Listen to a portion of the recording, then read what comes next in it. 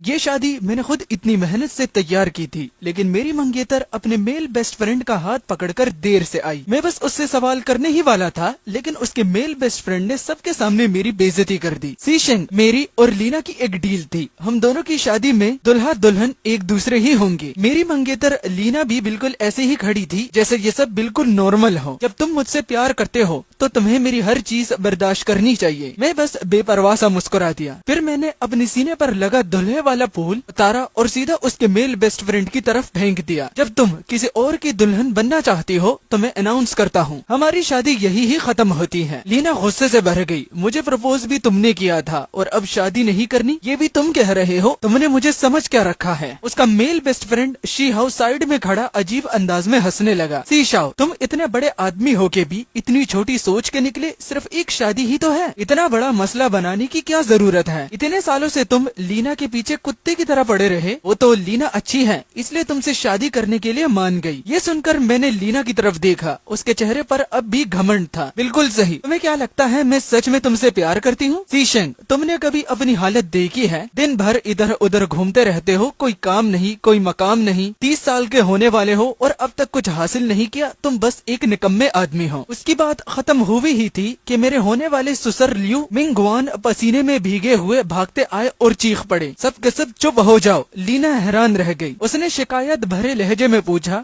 पापा आप मुझ पर क्यों चिल्ला रहे हैं? लियू मिंगवान ने उसे सख्त नजर से देखा, फिर मेरी तरफ मुड़कर खुशआमद भरे लहजे में बोला, मेरे बेटे लीना नादान है, तुम उसकी बात दिल पर मत लेना। सच में वो तुमसे ही प्यार करती है। आज तुम दोनों की खुशी का दिन है। इतने सारे मेहमान आए हुए हैं, बाहर वालों को तमाशा देखने का मौका नहीं देना चाहिए। अच्छा वक्त भी आ गया है, जल्दी से शादी शुरू कर देते हैं। मैंने कहा जरूरत नहीं, शादी खत्म हो चुकी है। लियो मिंगवान फौरन आगे बढ़े और मेरा हाथ पकड़ने लगे। मेरे प्यारे बेटे, उनकी बात पूरी भी नहीं हुई थी कि लीना गुस्से में बोल उठी, पापा अगर ये जाना चाहता है तो जाने दीजिए। अगर उस वक्त आप मुझे मजबूर न करते और मुझे इस पर थोड़ी तरस न आती तो मैं कभी इससे शादी के लिए हाँ न करती। मैं लियू लीना हूँ, लियू ग्रुप की जनरल मैनेजर, और ये निकम्मा आदमी मेरे लायक ही नहीं। मैंने संजीदगी से सिर हिला दिया। बिल्कुल तुम सही कह रही हो, मैं वाकई तुम्हारे लायक नहीं हूँ। उसकी सहेलियाँ एक एक करके मुझ पर तंज करने लगी। कम से कम इसे अपनी औकात का तो पता है, जानता है कि लियू लीना के लायक नहीं। लियू फैमिली एक मशहूर खानदान है, लियू ग्रुप इतना बड़ा बिजनेस है। तुमने लियू लीना से शादी करने का मौका मिल रहा था, तुम्हें चुपचाप खुश होना चाहिए था, और तुम शादी के दिन ही नखरे दिखा रहे हो। खुद को क्या समझ रखा है? जाना है तो जल्दी जाओ, यहाँ खड़े होकर शर्मिंदगी मत बनाओ। मैं अभी कुछ बोलता उससे पहले लियू मिंगवान ने बेचैनी से मेरी तरफ देखा। मेरे प्यारे बेटे, मेरे अच्छे दामाद, तुम नहीं जा सकते। ये कहकर वो मेरे सामने घुटने टेकने वाले थे। मैं फौरन आगे बढ़ा और उन्हें रोक लिया। अंकल लियू, आप ये क्या कर रहे हैं? शी हाउ बोल पड़ा, वो बस एक निकम्मा आदमी है, पूरा दिन कंपनी में कुछ नहीं करता। उसका ना होना कंपनी को और भी ज्यादा तरक्की देगा। ये सुनकर मैं हंस पड़ा। मेरे बिना लियू ग्रुप एक दिन भी टिक नहीं पाएगा। लियू लीना भी भाग कर आई। पापा मुझे समझ नहीं आता, आप एक निकम्मे आदमी को इतनी अहमियत क्यों देते हैं? ऊपर से आप उसके सामने अपने घुटने टेकने जा रहे थे। अगर आज आप उसके सामने झुक गए तो बदनामी हमारी लियू फैमिली की होगी, लियू ग्रुप की होगी। लियू मिंगवान गुस्से से कांपने लगा, उसका सीना जोर जोर से उठने लगा। उन्होंने कांपते हुए हाथ से लीना और शी हाउ की तरफ इशारा किया। तुम लोग। फिर अचानक उनकी आंखें बंद हो गई और वो बेहोश होकर गिर पड़े। पापा, अंकल लियू, चेयरमैन। पूरा माहौल एकदम अफरा तफरी में बदल गया। लीना ने गुस्से से मुझे घूरा। सीशेंग, अगर मेरे पापा को कुछ हो गया तो मैं तुम्हें कभी नहीं छोड़ूंगी। मैंने उसकी तरफ देखा, मेरे आंखों में कोई जज्बा नहीं था। कभी मैं उससे इतना प्यार करता था, लेकिन अब मुझे सिर्फ उसका चेहरा नफरत के लायक लग रहा था। उसके लिए मैंने वो दौलत और मकाम छोड़ दिया था जो मुझे आसानी से मिल सकता था। मैं चुपचाप उसकी हिफाजत करता था। बिजनेस की दुनिया में लियो फैमिली के लिए दीवार बनकर खड़ा रहा। जिस दिन उसने मुझसे शादी के लिए हाँ की थी, मुझे लगा था कि मेरी सालों की मेहनत का फल मिल गया, लेकिन मुझे मिला क्या? उसका और शी हाउ का मजाक, उसकी बेइज्जती। लीना, मैं तुमसे आखिरी बार पूछता हूँ, क्या तुमने कभी मुझसे प्यार किया था? लीना हंस पड़ी। हाय, क्या तुम एक ऐसे कुत्ते से प्यार करोगे जिसमें कोई काबिलियत न हो, जो बस पीछे पड़ा रहे? मैंने धीरे से सिर हिला दिया। मेरे दिल में अब कोई मायूसी नहीं थी। अच्छा है, लीना ने बाहें चढ़ा दी। सी शाओ, तुम पागल हो गए हो क्या? मैं कह रही हूँ मैं तुमसे प्यार नहीं करती और तुम कह रहे हो अच्छा है। मेरे होंठों पर हल्की सी मुस्कान आ गई। क्योंकि तुम मुझसे मोहब्बत नहीं करती, इसलिए आगे से मैं लियो ग्रुप के साथ जो भी करूँगा मुझे कोई हिचकिचाहट नहीं होगी। शादी के हॉल से बाहर निकलने के बाद मैंने अपना फोन निकाला और अपने बाप को कॉल की। डैड, मेरा और लीना का रिश्ता खत्म हो गया है। लियो फैमिली में जितनी भी इन्वेस्टमेंट है सब वापस निकाल लो। समझ गया, मैं अरेंजमेंट करवा देता हूँ। मैं अभी घर भी नहीं पहुँचा था कि लियो लीना का कॉल आ गया। वो गुस्से में चीख रही थी, ग्रुप के सारे पार्टनर्स ने कॉन्टेक्ट क्यों खत्म कर दिए? क्या ये सब तुमने करवाया है? मैंने आराम से जवाब दिया, माफ करना, मैं तो बस लियो ग्रुप में आवारा फिरने वाला एक निकम्मा आदमी हूँ। पार्टनरशिप वाले काम मेरे अंडर नहीं आते। तुम सीशाओ, तुम ये मत समझना कि ऐसे तरीके से तुम मुझे मजबूर कर दोगे और मैं तुमसे शादी कर लूं। मैं तुम्हें बता रही हूँ, मैं तुमसे बिल्कुल भी मोहब्बत नहीं करती। मैं लियो लीना, लियो ग्रुप को आज इस मकाम तक अपनी काबिलियत से लाई हूँ। चाहे सारे पार्टनर्स कांटेक्ट खत्म कर दे, फिर भी मैं लियो ग्रुप को इस मुश्किल से निकाल दूंगी। मुझे उसकी बात पर हंसी आ गई। तो फिर तुम्हें मेरी तरफ से गुड लक। वो सच में ये समझ बैठी थी कि लियो ग्रुप आज जिस मकाम पर है वो सब उसकी वजह से है। मेरे बिना लियो ग्रुप कब का निगल लिया गया होता। अब जब उसे लगता है कि वो बहुत काबिल है तो मैं बस देखूंगा कि वो क्या कर पाती है। उस रात मुझे लियो मिंगवान का फोन आया। अच्छे दामाद, मैंने उसकी बात कट कर दी। चेयरमैन लियो, मेरी आपकी बेटी से शादी नहीं हुई, इसीलिए दामाद वाले लफ्ज दोबारा मत बोलिएगा। फोन के दूसरी तरफ लियो मिंगवान चुप हो गया। काफी देर बाद उसने दोबारा कहा, सीशाओ, मैं तुमसे हाथ जोड़कर गुजारिश करता हूँ, बस लियो ग्रुप को छोड़ दो। कल सुबह मैं लीना को लेकर तुम्हारे सामने घुटनों पर गिरकर माफी मंगवाऊंगा। मैंने कहा, चेयरमैन लियो, ये बातें रहने दीजिए। क्या आप वाकई लीना पर काबू रख सकते हैं? अगर लियो मिंगवान वाकई लीना पर काबू रख सकता था तो वो उसे और शी हाउ को शादी में मेरी बेइज्जती करने की इजाजत कभी ना देता। बहुत रात हो गई है, मुझे आराम करना है। मैंने लियो मिंगवान को और बोलने का मौका नहीं दिया और सीधा फोन कट कर दिया। अगली सुबह मैं बस नाश्ता खरीदने के लिए बाहर निकलने ही वाला था। जैसे ही मैंने दरवाजा खोला, मैंने देखा लियो लीना दरवाजे के बाहर खड़ी थी। उसकी आंखों में लाल दाग भरे हुए थे। जाहिर था वो रात भर सोई नहीं थी। मैंने सुकून से उसकी तरफ देखा। कोई काम है? उसके चेहरे पर जबरदस्ती की एक हल्की सी मुस्कान आई। शादी वाले दिन जो हुआ वो मेरी गलती थी। मैंने तुमसे पहले बात नहीं की, लेकिन वो हम दोनों का मामला था। उसमें कंपनी को घसीटना नहीं चाहिए था। पर्सनल जज्बात और काम को अलग रखना चाहिए। मैंने बेचैनी से उसकी बात काट दी।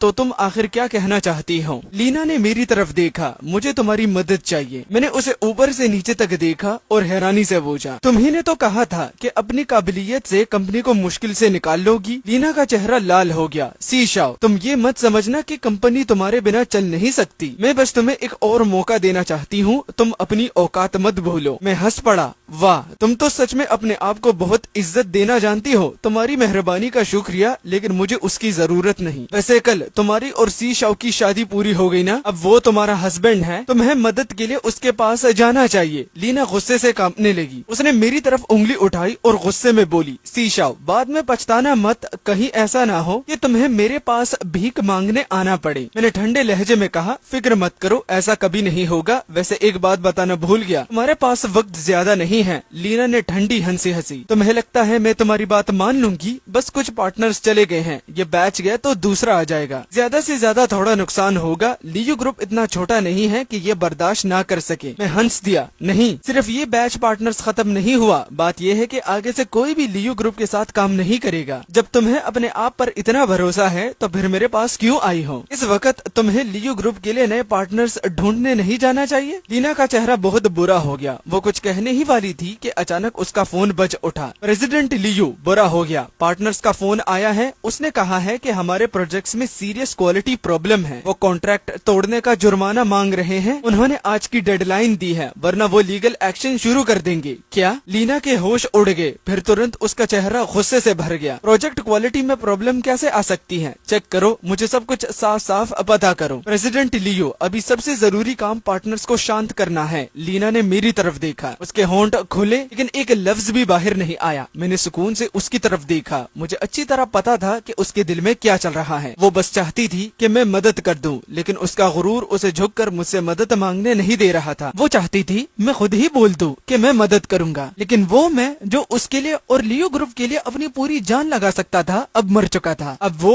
और लियो ग्रुप दोनों का मुझसे कोई रिश्ता नहीं था। लीना ने कहा समझ गई, मैं अभी पार्टनर से मिलने जा रही हूँ। फोन काटकर वो जल्दी में निकल गई। जाने से पहले उसकी आंखों में मेरे लिए नफरत भरी हुई थी। मुझे कोई फर्क नहीं पड़ा, असली तमाशा तो अभी शुरू हुआ था। लीना पहले जैसी ही थी, हमेशा अपनी गलती का इल्जाम किसी और पर डाल देती थी, कभी खुद को देखने की कोशिश नहीं करती थी। पहले उसकी एक नजर में मैं सोचने लगता था कि शायद गलती मेरी ही है। फिर मैं संभल कर उसे समझाता, उसे माफी मांगता। लेकिन वो दिन अब हमेशा के लिए बीत चुके थे। अब मैं नई जिंदगी पा चुका था। सच कहूँ तो जब लीना ने शी हाओ को लियो ग्रुप में लाया था तभी मुझे अंदाजा हो गया था।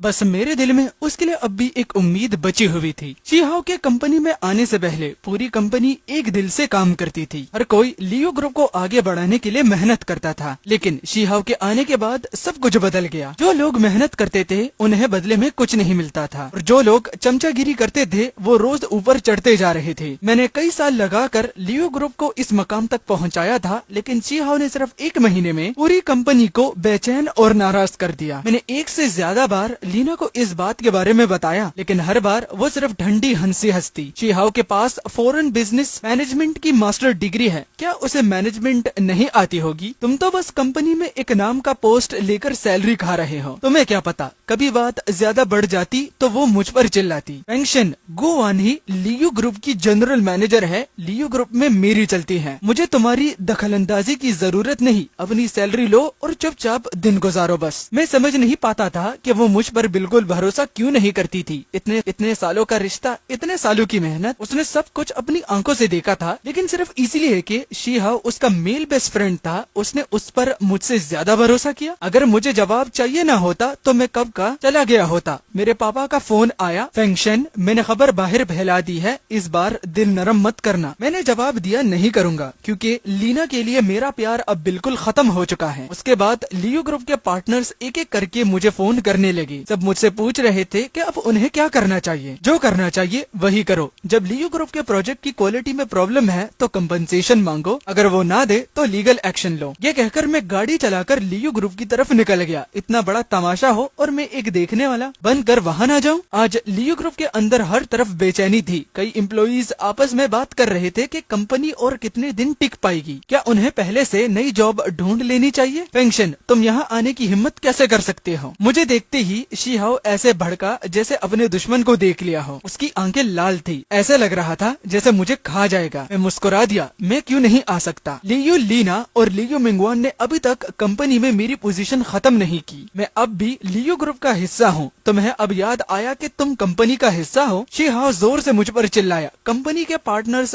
3 तरफ से कॉन्ट्रैक्ट छोड़ रहे हैं, ऊपर से कंपनसेशन मांग रहे हैं। कल से पूरी कंपनी भाग दौड़ कर रही है और तुम क्या कर रहे थे? मैंने हैरानी भरी लहजे में कहा, क्या तुमने ही नहीं कहा था कि मैं कंपनी में बस खाने पीने वाला निकम्मा आदमी हूँ? निकम्मा आदमी तो निकम्मे लोगों वाले काम ही करेगा। मैं घर पर सो रहा था। मेरी बात सुनकर शी हाओ का गुस्सा और भड़क गया। उसने मेरी तरफ उंगली उठाई। तुम बस। लीना ऑफिस से बाहर निकली। उसने ठंडी नजरों से मुझे देखा। शी हाओ, जब आ ही गए हो तो काम करो, अभी ग्रुप में लोगों की कमी है। ये कहकर उसने एक फाइल मेरी तरफ फेंकी। उस फाइल में ग्रुप के पार्टनर्स के कॉन्टैक्ट डिटेल्स और एड्रेसेस लिखे हुए थे। मुझे फर्क नहीं पड़ता तुम कौन सा तरीका इस्तेमाल करते हो, तुम्हें उन्हें मनाना होगा कि कंपनी से कंपनसेशन ना मांगे और दोबारा कंपनी के साथ काम करे। फाइल पकड़कर मैं एक पल के लिए हैरान रह गया। लीना को मुझ पर हुक्म चलाने की हिम्मत कहाँ से आ गई? क्या उसे लगता था मैं ग्रुप में उसके सामने झुकने आया हूँ? शी हाओ ने मुझे घूरते हुए कहा, जल्दी जाओ, अगर ग्रुप इस मुश्किल से नहीं निकला तो सारी जिम्मेदारी तुम्हारी ही होगी। ये सुनकर मुझे गुस्से में हंसी आ गई। मैंने फाइल उठाकर साइड वाले डेस्क पर फेंक दी। लीना और शी हाओ को तंज भरी नजर से देखा। तुम दोनों कुछ ज्यादा ही खुद पर भरोसा नहीं कर रहे? नहीं, भरोसा नहीं, इसे घमंड कहते हैं। तुम्हें लगता है दुनिया का हर इंसान तुम्हारे इर्द गिर्द घूमना और तुम्हारी बात मानेगा? लीना ने बाँव चढ़ा दी। शी हाओ, तुम्हें क्या हो गया है? तुम ग्रुप में इसलिए नहीं आए कि मेरे सामने झुककर मुझसे एक और मौका मांगो। अब मैं तुम्हें मौका दे रही हूँ, बस तुम पार्टनर्स को कंपनसेशन वापस लेने पर मना लो और उन्हें दोबारा ग्रुप के साथ काम करने पर राजी कर लो। मैं सोच सकती हूँ कि तुमसे फिर शादी करूँ। मैं बिल्कुल सुन रह गया। मैंने लीना को ऊपर से नीचे तक देखा जैसे पहले बार उसे देख रहा हूँ। लीना, मैं तो आज तक तुम्हें समझ ही नहीं पाया था। तुम्हारी बेशर्मी की मोटाई तो शहर की दीवार जैसी है। मेरा दिल कर रहा है तुमसे पूछूं, तुम कौन सा मेकअप इस्तेमाल करती हो जो इतनी बेशर्मी वाली बात भी इतनी आसानी से कह लेती हूँ। वो अब भी समझ रही थी मैं वही शी हाउ हूँ जो उससे हद से ज्यादा प्यार करता था, जिसे उसके बिना जिंदगी मुमकिन नहीं लगती थी। उसे अपनी हकीकत का जरा भी अंदाजा नहीं था। ऐसी औरत अगर अच्छे घर में पैदा ना होती तो उसके पास लियो ग्रुप चलाने का क्या हक था। अगर इसका ये मिजाज ना बदला तो मेरे कुछ किए बिना भी लियो ग्रुप जल्दी बर्बाद हो जाएगा। दूसरे एंगल से अगर देखा जाए तो मैं तो उसकी मदद कर रहा था। She how. लीना गुस्से से कांपने लगी। उसने जोर से टेबल पर हाथ मारा। मैं अब तुम्हें ऑफिशियली बता रही हूँ, मेरे दिल में तुम्हारे लिए अब कोई मौका नहीं बचा। मैं अपनी आंखें घुमाए बिना नहीं रह सका। यहाँ का शोर सुनकर आसपास के एम्प्लॉइज भी जमा होने लगे। शी हाउ की आंखों में एक चालाक सी चमक आई। वो नकली उदासी दिखाते हुए आ भरी। शी हाउ, मैं जानता हूँ तुम लीना से नाराज हो, लेकिन रिश्ते अपनी जगह, काम अपनी जगह। तुम जरा आसपास के एम्प्लॉइज को तो देखो। क्या तुम चाहते हो कि ये सब अपनी नौकरी खो दे? उसके बोलते ही वो मैनेजर्स और सुपरवाइजर्स भी बोलने लगे, जिन्हें शी हाउ ने खुशआमद की वजह से ऊपर बैठाया था। बिल्कुल सीशेंग, तुम भी ग्रुप का हिस्सा हो। क्या तुम सच में चाहते हो कि ग्रुप को इतना बड़ा नुकसान हो, यहाँ तक कि ग्रुप बंद हो जाए?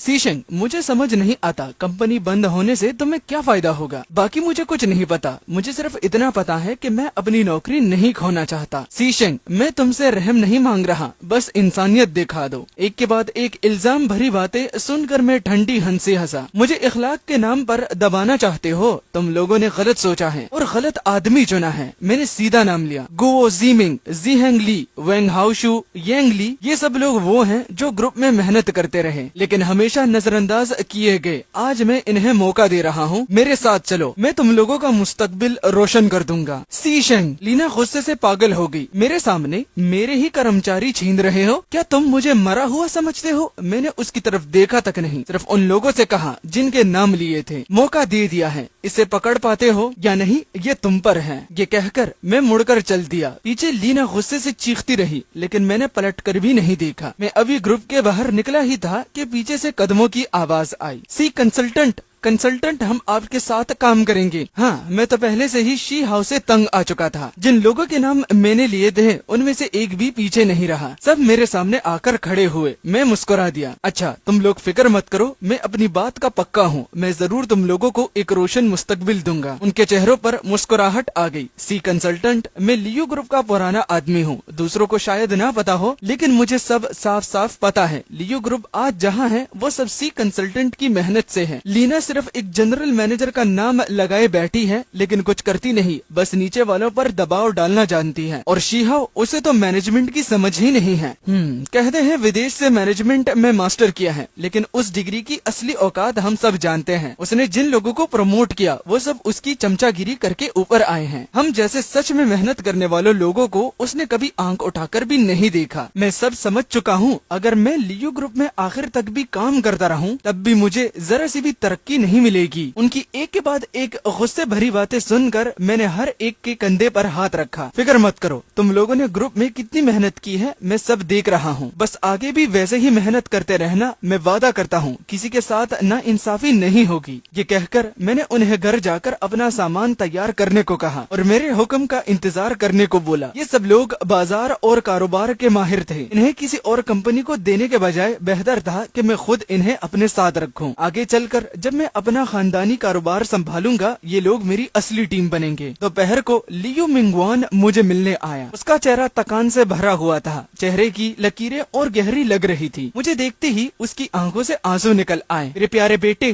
फोर्थ यंग मास्टर, मैंने तुम्हारे साथ बुरा किया। मैंने ठंडे लहजे में कहा, अगर आप लियो ग्रुप को छोड़ देने की भीख मांगने आए हैं तो कहने की जरूरत नहीं। लियो ग्रुप मेरी वजह से आज यहाँ तक पहुँचा था। मैं बस अपनी दी हुई हर चीज वापस ले रहा हूँ। फोर्थ यंग मास्टर, मैं तुम्हारे सामने घुटने टेकता हूँ। बस इस बार लियो परिवार को माफ कर दो। मैं वापस जाकर लीना से तुमसे माफी मंगवाऊंगा। आगे से वो तुम्हारे पास एक नौकरानी की तरह रहेगी। तुम उसके साथ जो चाहो कर सकते हो। लियो मिंगवान को अपने सामने घुटनों पर बैठा देखकर, उसके झुर्रियों भरे चेहरे पर आंसू देखकर मेरे दिल में भी थोड़ी कसक हुई। लेकिन जैसे ही मुझे शादी वाले दिन लीना और शी हाउ की बेइज्जती याद आई, मेरा दिल फिर से सख्त हो गया। चेयरमैन लियो, गलती लीना और शी हाउ ने की है। आपको उनकी गलती का बोझ उठाने की जरूरत नहीं। मेरे प्यारे दामाद, लियो मिंगवान अभी दोबारा विनती करने ही वाला था कि उसका फोन अचानक बज उठा। बुरा हो गया चेयरमैन, सारे बिजनेस पार्टनर्स हमें लीगल नोटिस भेज रहे हैं। उन्होंने वही शुरू कर दी है। लियो मिंगवान मिंगवान का फोन जमीन पर गिर गया। उसने आंखें बंद की और उसका बदन सीधा पीछे की तरफ गिर गया। मैंने एम्बुलेंस बुलाई और लियू मिंगवान को ले जाते हुए देख रहा था। उस रात लीना रोते हुए मेरे पास आई। मेरे प्यारे पति, मैं गलत थी, प्लीज मेरे पापा को बचा लो, लियू ग्रुप को बचा लो। वो इतना रो रही थी कि उसका खूबसूरत मेकअप भी आंसुओं से खराब हो चुका था। उसकी आंखों में आंसू भरे हुए थे। मैंने देखा कि उसके एक पाँव में जूता भी नहीं था। मैं हैरान हुआ, तुम दौड़ कर आई हो? हाँ, वो रोते हुए बोली। मैं हॉस्पिटल से सीधा दौड़ती हुई आई हूँ। डॉक्टर ने कहा है पापा खतरे के किनारे पर हैं। मेरे प्यारे हस्बैंड, अब सिर्फ तुम ही उन्हें बचा सकते हो। मैं तुमसे भीख मांगती हूँ। उसने मेरा हाथ पकड़कर बेचारी बनकर मिन्नत की। बस तुम हाँ कर दो, मैं कुछ भी करने को तैयार हूँ। ये कहकर उसने अपने कपड़ों के बटन खोलने के लिए हाथ बढ़ाया, वो भी माहौल गर्म करने के लिए। मजाक कर रहा हूँ, ये लाइन मैंने खुद से बोली, ठीक है, स्क्रिप्ट ये नहीं बोल रहा। मैंने उसे रोक दिया और ठंडे लहजे में कहा, माफ कीजिए, आप कौन हैं? तुम्हारे पापा की जान खतरे में है, इसका मुझसे क्या रिश्ता? लीना को यकीन ही नहीं हुआ। पति, तुम ये क्या कह रहे हो? माफ कीजिए, आप गलत आदमी को पहचान रही हैं। मैं आपका पति नहीं हूँ और मैं आपके पापा को भी नहीं बचा सकता। मेरे प्यारे पति, क्या तुम मुझे मरने पर मजबूर करना चाहते हो? लीना मुझ पर चीखी। उसका चेहरा दर्द और गुस्से से भरा था। मैं बिल्कुल शांत रहा। तुम्हें मरने पर मजबूर करने वाला मैं नहीं, तुम खुद हो। इस रिश्ते में हमेशा मैं ही अकेला देता रहा। लीना हर चीज को अपना हक समझकर लेती रही और शादी के दिन उसने अपने मेल बेस्ट फ्रेंड के साथ मिलकर सबके सामने मेरी बेइज्जती की। उस पल मेरा दिल पूरी तरह से मर चुका था। मैं कभी उसका कर्जदार नहीं था, कर्जदार वो थी। अगर वो वक्त पर समझ जाती तो शायद मैं उसके लिए, लियू परिवार के लिए और लियू ग्रुप के लिए एक रास्ता छोड़ देता, लेकिन उसने नहीं किया। उसकी नजर में मैं बस एक कुत्ते जैसा था। कितनी मायूस कर देने वाली बात थी। लीना ने फिर से मुझसे भीख मांगी। तुम मदद नहीं करना चाहते? कोई बात नहीं, लेकिन क्या तुम मुझे ग्रुप के बिजनेस पार्टनर से सिर्फ एक बार मिलवा सकते हो? बस एक बार। मैंने ठंडे लहजे में मना कर दिया। तुम मुझे ज्यादा ही समझ रही हो, मैं उन्हें जानता ही नहीं। लीना पूरी तरह से टूट गई। वो मायूसी से बोली, फोर्थ यंग मास्टर, क्या तुम सच में इतने बेरहम हो? लियू ग्रुप के गिरने से तुम्हें क्या फायदा होगा? सच कहूँ तो